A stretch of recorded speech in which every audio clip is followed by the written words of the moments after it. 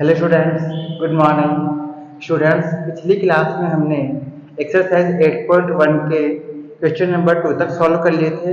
आज हम question number 3 से सॉल्व करेंगे। ठीक है, देखिए क्वेश्चन नंबर 3 में आपको दिया गया है, यदि साइन ए इक्वल टू 3/4 हो तो cos ए और tan ए का मान परिकलित कीजिए।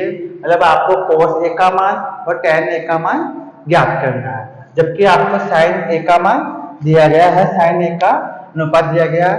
तो लिखेंगे यहाँ पर साइन ए का मान दिया गया 3/4।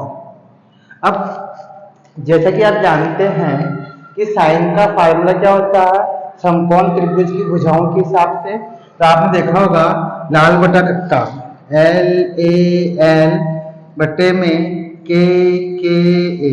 तो मैंने आपको पिछली क्लास में बताया था साइन इक्वल टू होता है लंब बटा कर्ण। ऐसे कॉस बराबर होता है आधार बटे कर्ण और tan बराबर होता है लंब बटे आधार। तो साइन का मान दिया हुआ एक न्यूनकोण के अनुसार 3/4। इसका अर्थ होता है आपको एक तो लंब, समकोण त्रिभुज में लंब और कर्ण, ठीक है, आपको लंब और कर्ण का अनुपात दिया गया है।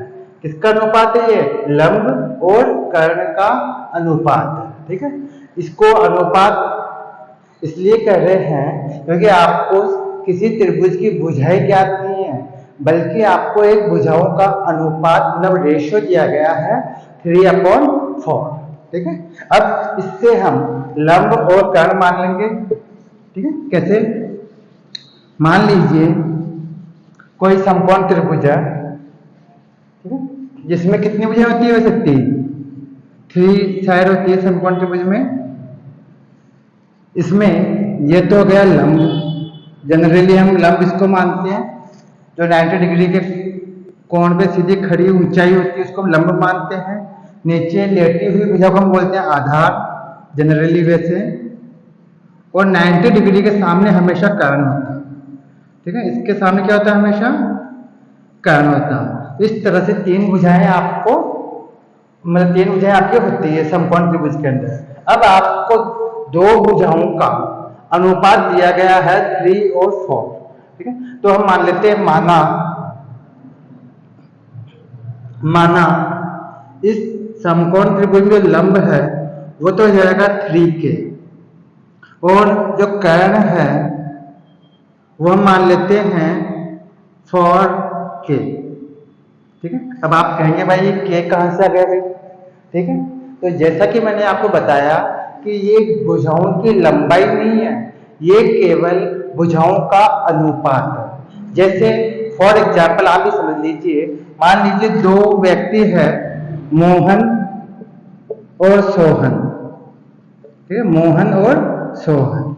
मैं ये कहता हूं इन दोनों की आयु, जो इन दोनों की एज है, उसका रेशो, उसका अनुपात है 2:3, मतलब 2:3। ठीक है, तो मोहन और सोहन मान लो 2 व्यक्ति है, इनकी आयु मतलब इनकी उम्र का जो अनुपात है वो 2:3 है। तो इसका अर्थ ये थोड़ी है कि मोहन की आयु 2 वर्ष हो गई और सोहन की आयु 3 वर्ष हो गई। ये तो नहीं हुआ ना। हम ये मानेंगे, माना मोहन की आयु तो है 2x और सोहन की आयु है 3x। हम ऐसे मान के क्वेश्चन को सॉल्व करते हैं आगे। ठीक है, इसी प्रकार यहाँ पर ये केवल भुजाओं का अनुपात है। ठीक है, क्योंकि ये त्रिकोणमितीय अनुपात के रूप में दिया गया है 3/4। तो ये भुजाओं का अनुपात है, न कि लंब की पूरी लंबाई। लंबाई नहीं है, पूरी लेंथ नहीं है ये लंब की। ठीक है, तो और कर्ण की भी पूरी लेंथ नहीं है, ये लंब और कर्ण का रेशियो है, मतलब अनुपात है। इसीलिए इनके साथ k जोड़ करके हम ये मान लेते हैं, माना पूरा लंब की लंबाई होगी 3K, ये हमें ज्ञात तो है नहीं, इसलिए हमने 3K और कर्ण मान लिया 4K।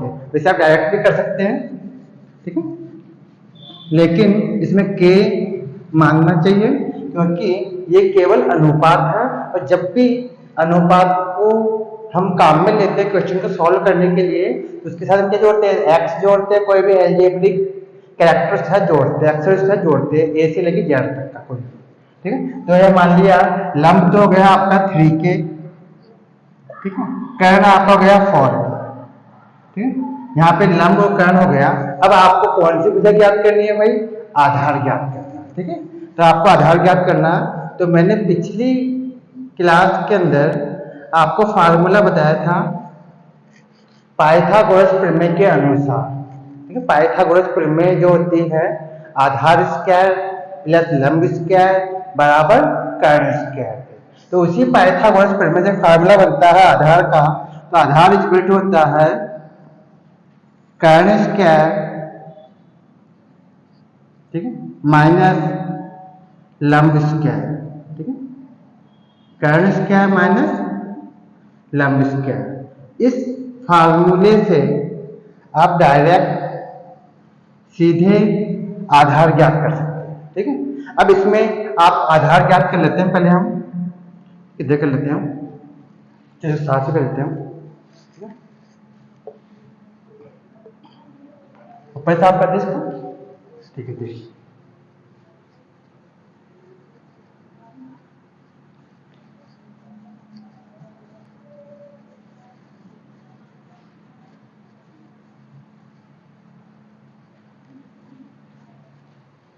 देखिए यहाँ पे जाएगा आधार बराबर आधार मतलब बेस, इसको हम कहते हैं इक्वल टू रूट कर्ण।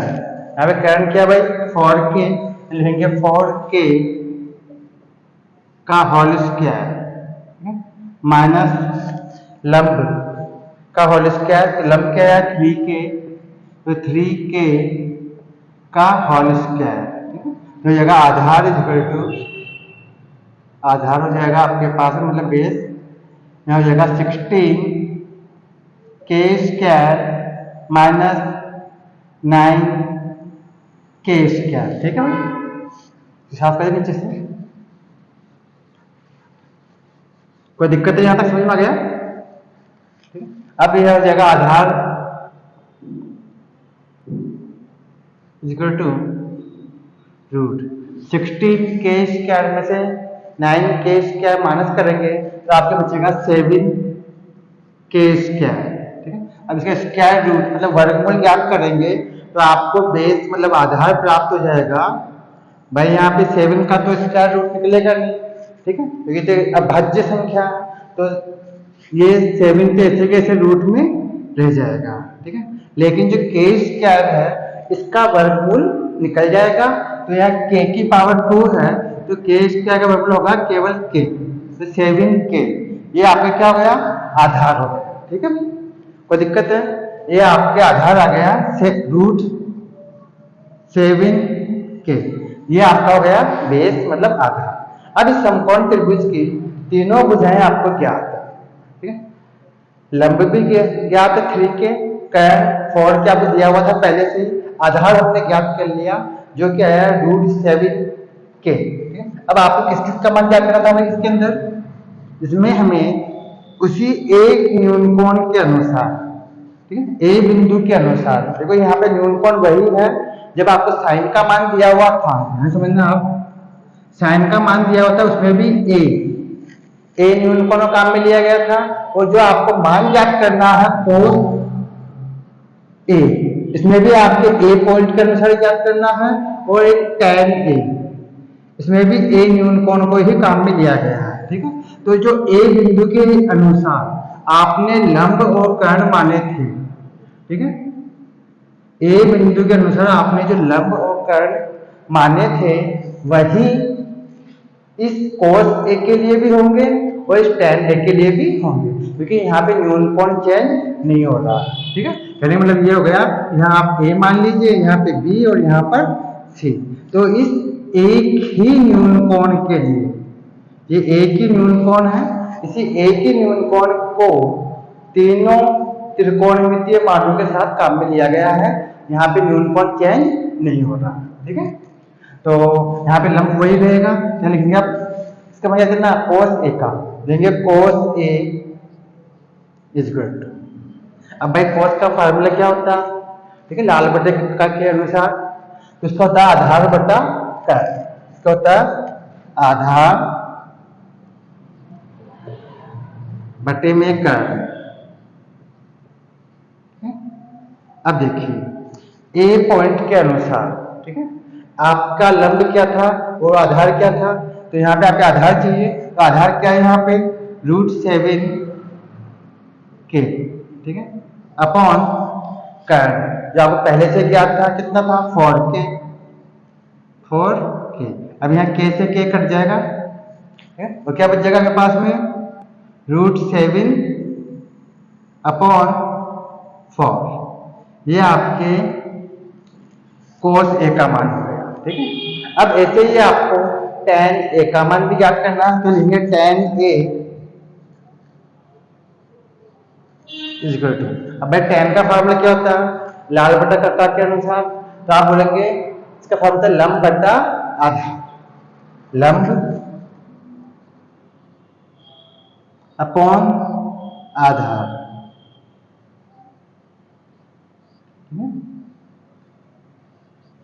लंब बटे आधार।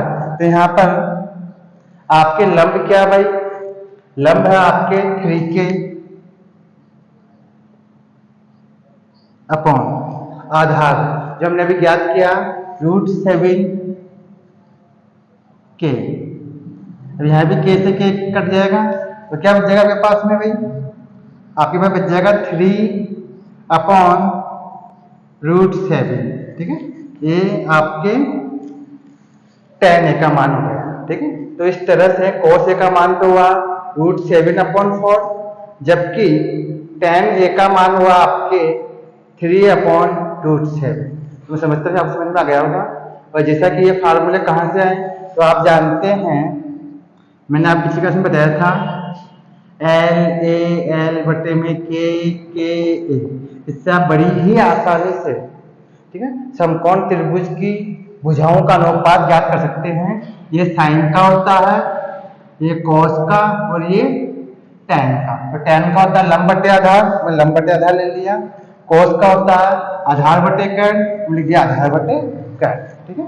और किस पॉइंट की बात की जा रही है, अगर वही पॉइंट आपके दोबारा काम में लिया जा रहा है तो लंब और आधार चेंज नहीं होंगे, और अगर आपका दूसरा नियम कोण आ जाए तो लंब और आधार आपस में चेंज हो जाए, ठीक है। तो समझ में आ गया होगा आपको शायद।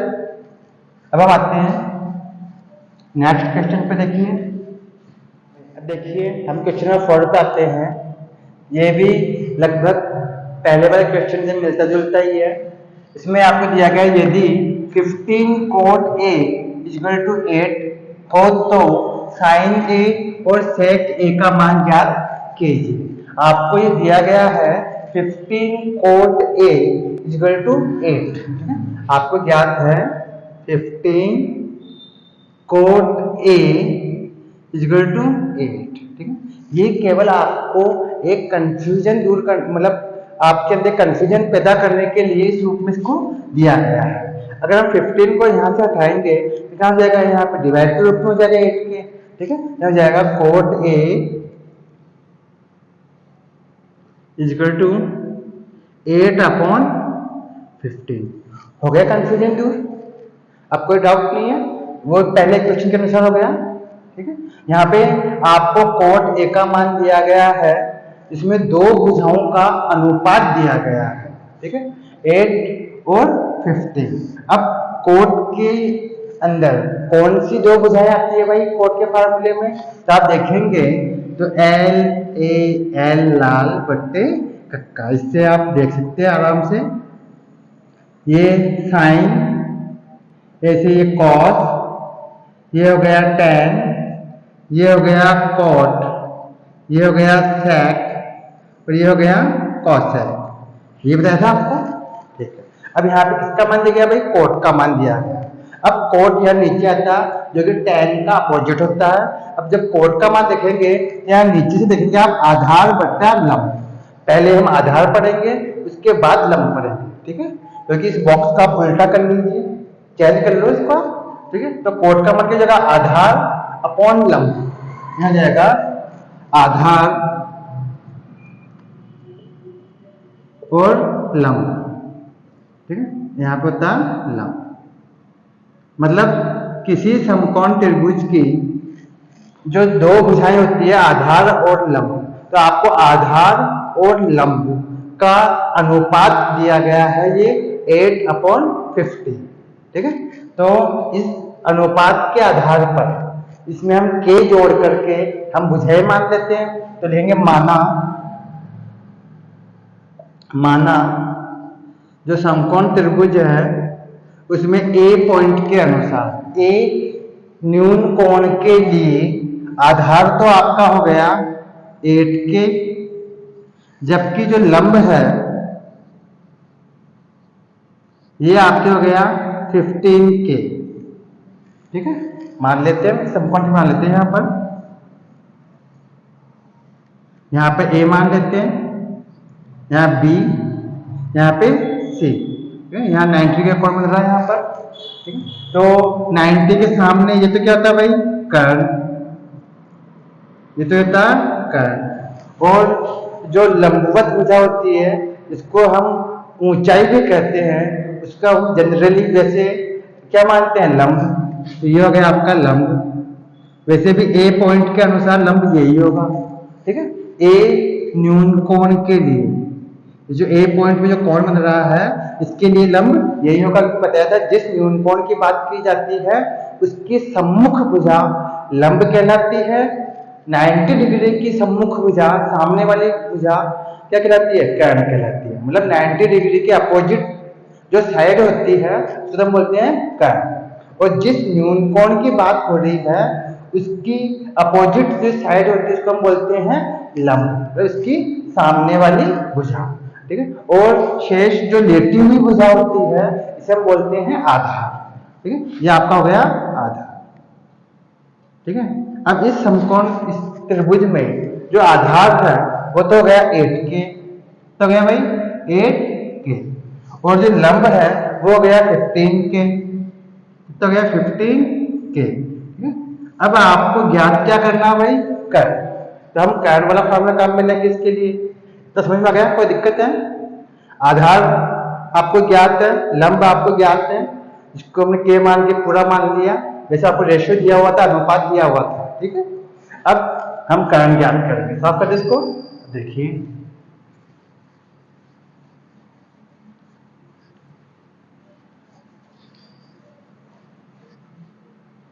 मैं साफ कर ही देती हूँ।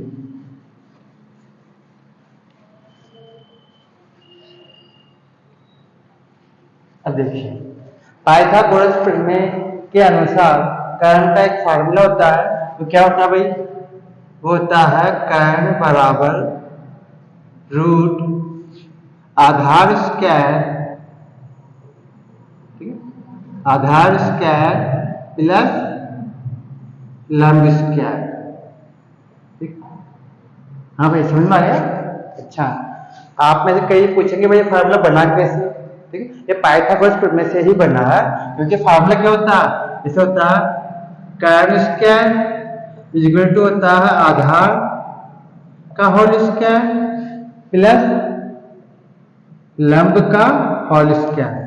ठीक, जब स्क्वायर को हटाएंगे हम, देखिए हम क्या रूट बन जाएगा इधर, यहाँ जाएगा कर्ण बराबर रूट आधार स्क्वायर प्लस लंब स्क्वायर। ठीक है, इस तरह से कर्ण का फार्मूला बन जाता है। और इसी पाइथागोरस प्रमेय के फार्मूले से, इसी पाइथागोरस प्रमेय के अनुसार आप आधार और लंब का फार्मूला भी बना लेते हैं इसी से। ठीक है, इजी वे में करने के लिए। ठीक है, और चाहे तो आप इस पाइथागोरस प्रमेय को भी काम में ले सकते हैं एक ही बात पर। अब देखिए कर्ण किस पॉइंट के लिए, ए पॉइंट के लिए जो कर्ण है वो हो जाएगा यहाँ पर आधार। आधार कितना आता है यहाँ पे 8k, हमारा है आधार 8k का होल स्क्वायर प्लस लंब 15k का होल स्क्वायर। कोई दिक्कत है यहाँ तक, समझ में आ गया? ठीक है, अब देखिए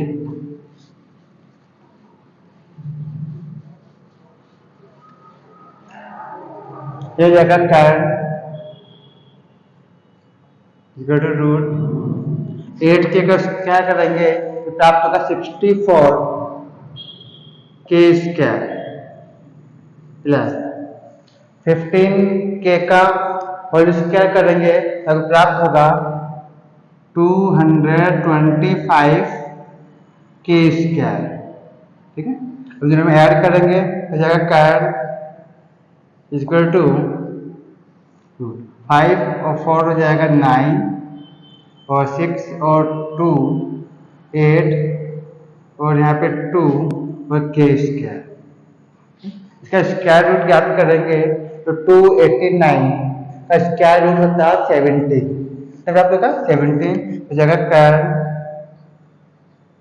इक्वल टू 17 के, ये आपके कर्न हो गया। ठीक है, क्या हो गया भाई, ये कर्न हो गया जो कि है 17 के, 17 के ये आपका कर्न हो गया। ठीक, अब आपको किसका मान ज्ञात करना था भाई, इसके अंदर आपको ज्ञात करना था एक तो साइन ए का, एक तो आप ज्ञात करना था साइन ए का मान और एक आपको ज्ञात करना था सेक ए का मान, इसका सेक ए का मान। ठीक है, अब देखिए पहले साइन पे आते हैं।